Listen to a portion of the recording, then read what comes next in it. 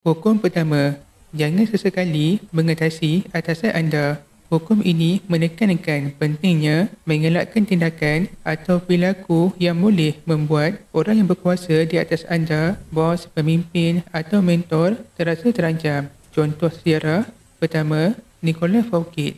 Nicolas Fouquet merupakan Menteri Keuangan Raja Laos ke-14 Perancis.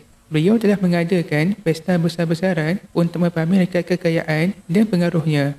Raja merasa tersinggung kerana dia menganggap Nicholas telah menunjukkan kekuatannya. Akibatnya, Nicholas ditangkap dan dipenjarakan. Contoh kedua, Galileo. Galileo, seorang ahli astronomi, dengan bijak mengaitkan penemuannya iaitu peristiwa kosmik dengan nama keluarga diraja, menjadikannya sekutu yang dihormati dan berjaya memperolehi dana yang banyak dari pihak raja.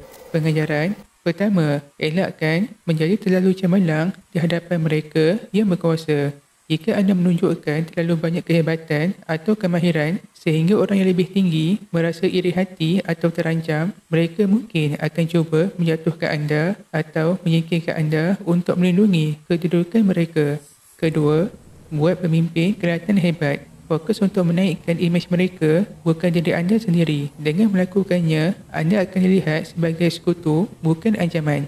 Ketiga, bersikap rendah diri. Kadang-kadang, berlakon sederhana atau kurang tahu boleh bantu anda untuk membina hubungan yang lebih baik dengan pemimpin. Sekiranya anda ingin belajar 48 tipe muslihat yang digunakan oleh pemerintah untuk mengekalkan kuasanya dan mengelak dari dimanipulasi orang lain, boleh baca buku ini dan tekan link di bio untuk mendapatkannya.